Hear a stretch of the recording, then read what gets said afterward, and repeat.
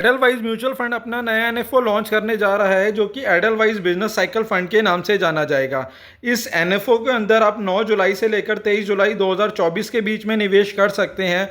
वहीं अगर आप इस बीच में निवेश नहीं भी कर पाते तो जब ये दोबारा से रीओपन होगा तो भी आप इसके अंदर निवेश कर सकते हैं। वहीं अब बात करते हैं इसकी स्कीम डिटेल के बारे में। एडलवाइज के इस फंड के अंदर बेसिकली उस कंपनियों और उस सेक्टर के अंदर निवेश किया जाएगा जिसके अंदर करंट में ग्रोथ होने की ज़्यादा संभावना है। जैसा कि हाल फिलहाल के वर्षों में देखा गया है कि कभी भी हर एक सेक्टर एक टाइम पर परफॉर्म नहीं करता। कभी रियल्टी अच्छा करती है तो कभी ऑटो अच्छा करता है, कभी कैपिटल गुड्स अच्छा करती है तो कभी टेलीकॉम सेक्टर अच्छा करता है तो कभी आईटी सेक्टर अच्छा करता है। इस हिसाब से एक समय पर सारे सेक्टर परफॉर्म नहीं करते और हर सेक्टर अलग अलग समय के ऊपर परफॉर्म करते हैं। इसी को देखते हुए, इसी को मद्देनज़र रखते हुए एडलवाइज ने अपना जो ये फंड लॉन्च करा है ये इसी फिलॉसफी को फॉलो करेगा। यानी उसे जिस भी सेक्टर के अंदर करंट सिनेरियो के अंदर उसे ग्रोथ होने की ज़्यादा संभावना लगेगी वह उसके अंदर ही अपना निवेश ज़्यादा करेगा। और इसके अंदर बेसिकली आपका जो निवेश किया जाएगा वह मल्टी कैप कैटेगरी के तरीके से इसके अंदर इन्वेस्टमेंट किया जाएगा। यानी इसके अंदर जो आपका निवेश रहने वाला है वह लार्ज कैप, मिड कैप और स्मॉल कैप तीनों ही कैटेगरी की कंपनियों के अंदर आपका निवेश किया जाएगा। एडलवाइज इस फंड के अंदर इन्वेस्टमेंट करने के लिए इस फिलॉसफी को फॉलो करने वाला है। यहाँ पर वह देखेगा कि किस फंड के अंदर उन्हें अच्छी क्वालिटी नज़र आ रही है और ग्रोथ होने की ज़्यादा संभावना है, वहीं उसकी वैल्यू हाई है या लो पर है, और इस मोमेंटम को भी फॉलो करने वाला है। टोटली वह इन 4 फैक्टर के ऊपर ही अपना निवेश करने वाला है, क्वालिटी, ग्रोथ, वैल्यू और मोमेंटम के ऊपर। इस म्यूचुअल फंड द्वारा इस कैटेगरी की एक बैक टेस्टिंग भी की गई है अपने बिहाफ पे, जिसका अगर हम कंपैरिजन निफ्टी 500 से करते हैं और रिटर्न की बात करें तो उसने पिछले 1 साल के अंदर 59% तक का रिटर्न रहा है, वहीं 3 सालों में 33% का रिटर्न रहा है, 5 सालों में 29% का रिटर्न रहा है और 7 सालों में 22% का रिटर्न रहा है। वहीं पिछले 10 सालों में 24% तक का रिटर्न रहा है। अगर हम इसका कंपैरिजन निफ्टी 500 से करते हैं तो इसने पिछले 1 साल में 35% का रिटर्न दिया है, 3 सालों में 18% का रिटर्न दिया है, 5 सालों में 18% का रिटर्न दिया है और 7 सालों में 15% का रिटर्न दिया, वहीं 10 सालों में भी 15% का रिटर्न दिया है। इस लिहाज से आप देख सकते हैं कि इनकी बैक टेस्टिंग की रिपोर्ट के अकॉर्डिंग इसने ज़्यादातर हर एक साल काफ़ी अच्छे अंतर से निफ्टी 500 को बीट किया है। बात करें स्कीम डिटेल की तो इस एनएफओ के अंदर आप 9 जुलाई से लेकर 23 जुलाई 2024 के बीच में निवेश कर सकते हैं। वहीं बात करें कैटेगरी की तो यह एक थीमेटिक सेक्टोरल कैटेगरी का फंड है, तो उसके अंदर हाई रिस्क और हाई रिटर्न की पॉलिसी काम करने वाली है। वहीं बात करें फंड मैनेजर की तो यह 3 फंड मैनेजर के द्वारा फंड मैनेज होने वाला है। पहले हैं मिस्टर भावेश जैन, दूसरे हैं मिस्टर भारत, तीसरे हैं मिस्टर अमित वोरा के द्वारा फंड मैनेज किया जाना है। वहीं इसके बेंचमार्क की बात करें तो उसका benchmark Nifty 500 total return index का रहने वाला है। वहीं यह एक ओपन एंडेड इक्विटी फंड है, तो उसके अंदर आप कभी भी इन्वेस्टमेंट कर सकते हैं और कभी भी विड्रॉ कर सकते हैं। बात करें इन्वेस्टमेंट की तो लमसम के केस में आप इसमें 5,000 रुपये से अपने निवेश की शुरुआत कर सकते हैं। वहीं एसआईपी के केस में आप सिर्फ 100 रुपये से निवेश की शुरुआत कर सकते हैं। वहीं इसके अंदर एलोकेशन की बात करें तो इक्विटी और इक्विटी रिलेटेड इंस्ट्रूमेंट के अंदर 80 से लेकर 100% तक का इसके अंदर एलोकेशन हो सकता है और इक्विटी से अदर इंस्ट्रूमेंट के अंदर भी 20% का इन्वेस्टमेंट हो सकता है। वहीं डेब्ट और मनी मार्केट के अंदर भी 0 से 20% तक का इन्वेस्टमेंट हो सकता है और यूनिट्स ऑफ रेट्स के अंदर भी 0 से 10% तक का इन्वेस्टमेंट हो सकता है।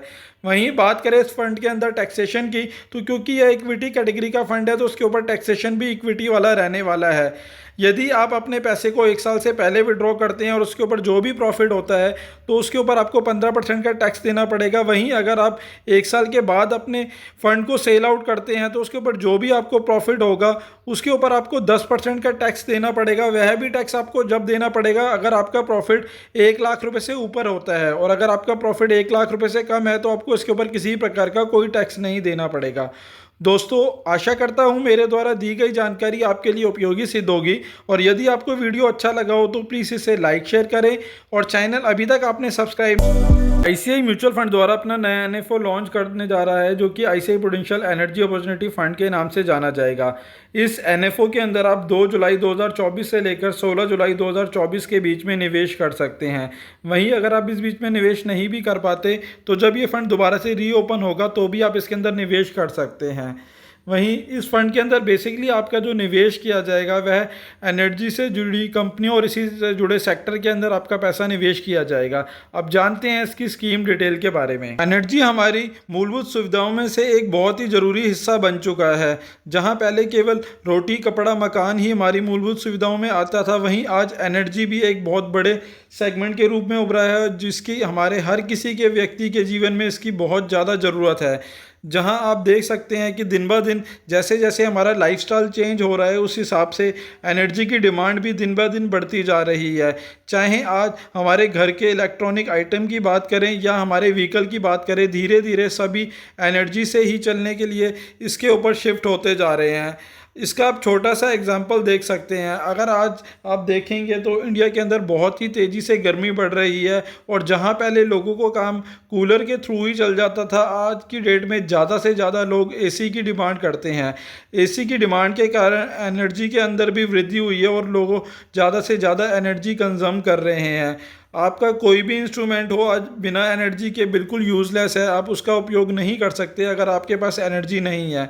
तो फ्यूचर में भी एनर्जी के अंदर डिमांड बढ़ने की ही बहुत बड़े आसार हैं, और इस सेक्टर के अंदर ग्रोथ की भी बहुत बड़ी संभावना है।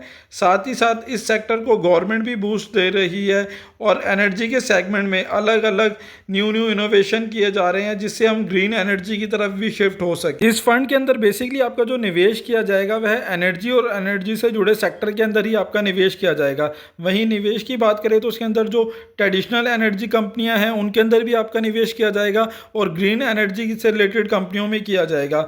जैसे अगर ट्रेडिशनल एनर्जी की बात करें तो उसके अंदर कोल से रिलेटेड कंपनियां हो गई, वहीं गैस प्रोडक्शन वाली कंपनियां हो गई। वहीं अगर ग्रीन एनर्जी की बात करें तो उसके अंदर सोलर से चलने वाली एनर्जी कंपनियां हो गई, विंड पावर बनाने वाली एनर्जी कंपनियां हो गई, बायो और हाइड्रो एनर्जी से रिलेटेड कंपनियों के अंदर आपका निवेश किया जाएगा। क्योंकि आगे फ्यूचर में धीरे धीरे गवर्नमेंट का भी फोकस ग्रीन एनर्जी की तरफ शिफ्ट होने का है, तो इस सेक्टर के अंदर ग्रोथ होने की बहुत बड़ी संभावना है, और इसके अंदर रिटर्न मिलने के भी बहुत ही ज़्यादा चांसेस हैं। गवर्नमेंट के मेजर रिफॉर्म होने के कारण भी एनर्जी सेक्टर के अंदर डिमांड बहुत ही ज़्यादा तेज़ी से बढ़ी है, क्योंकि गवर्नमेंट का भी फोकस है इसके अंदर। आगे चलकर इसमें और ग्रोथ होने की संभावना ज़्यादा है, क्योंकि जैसे जैसे मेकिंग इंडिया की थीम पे चलते हुए आज मैन्युफैक्चरिंग के हब बनने की और इंडिया बढ़ता जा रहा है, इस वजह से एनर्जी के सेक्टर में भी डिमांड पीक पर आती जा रही है। वहीं आगे चलकर गवर्नमेंट भी इससे रिन्यूएबल एनर्जी और ग्रीन एनर्जी की तरफ शिफ्ट करना चाह रही है, तो इसलिए इस सेक्टर के अंदर नए नए इनोवेशन भी किए जा रहे हैं, और इसके अंदर ग्रोथ की बहुत बड़ी संभावना है। क्योंकि अगर बात करें ट्रेडिशनल एनर्जी सेगमेंट की, तो इसके थ्रू इन्वायरमेंट के अंदर भी काफ़ी ज़्यादा हार्म होता है, और इसके बहुत बड़े इफ़ेक्ट पड़ते हैं वातावरण के ऊपर।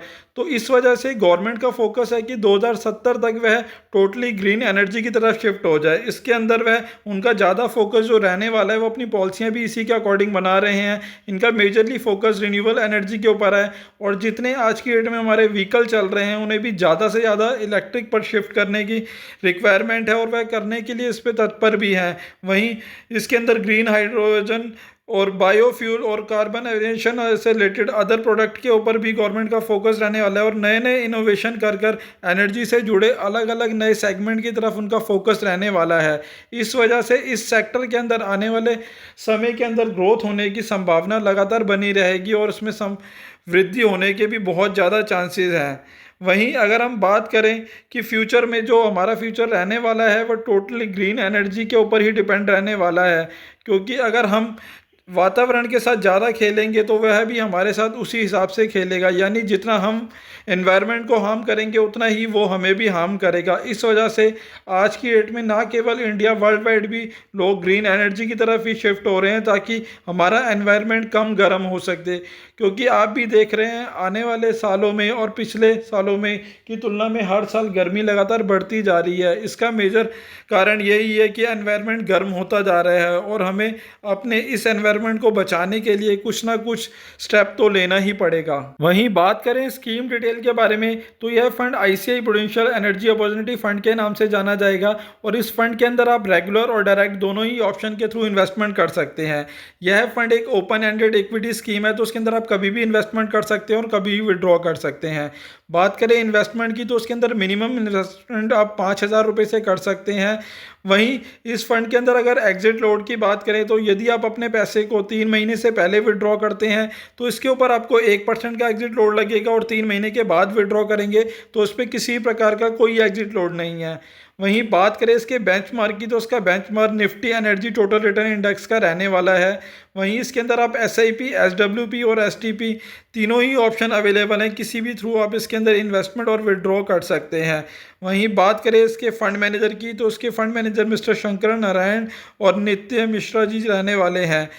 वहीं इस सेक्टर के अंदर इससे पहले भी एक फंड ऑलरेडी लॉन्च हो चुका है जो कि SBI म्यूचुअल फंड द्वारा लॉन्च किया गया था, उसका भी हमने वीडियो बना रखा है। अगर आप चाहेंगे तो मैं इसका लिंक भी नीचे डिस्क्रिप्शन में दे दूंगा, वो भी देख सकते हैं।